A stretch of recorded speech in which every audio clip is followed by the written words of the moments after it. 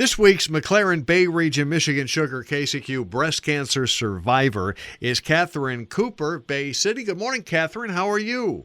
Good morning. I'm fine. How are you? We're great. Now, most of our cancer survivors that we have spoken to in the past have found their breast cancer relatively later. They're in their 40s, 50s.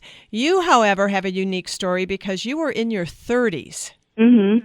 The lump that I found was in my left breast. I initially thought it was scar tissue from a previous surgery that I had there. When I was feeling during my physical exam that I did every month, I just watched it every month. I would say 6 months, and it felt to me like it was growing. So I actually asked my doctor about it, and she had sent me for the ultrasound and subsequent biopsy. This was during the self-exam that all of our doctors ask us to do every month. I was doing them, I was more diligent doing the self-exams after, because in my 20s, the doctor had actually, he felt a lump there, and so I went and had a biopsy done, kind of like a surgical biopsy.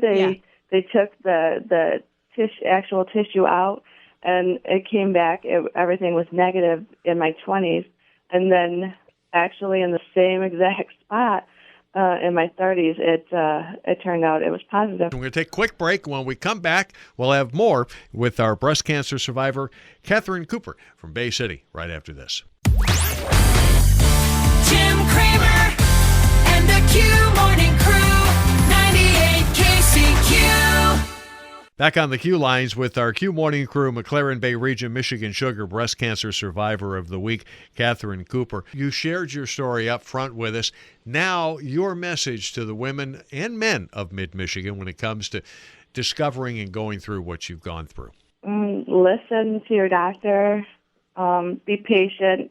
And, God forbid anybody ever have a diagnosis like this, but definitely be patient with the doctors and the team, because they're trying to create the best scenario for a specific case as they learn about the situation. So, Catherine, in your situation, diligence paid off. Yeah, I was like, I just don't know. So, and I shared that I thought it might be scar tissue in there, and finally, I decided it's probably better just to get it checked out, not just to worry and think about it.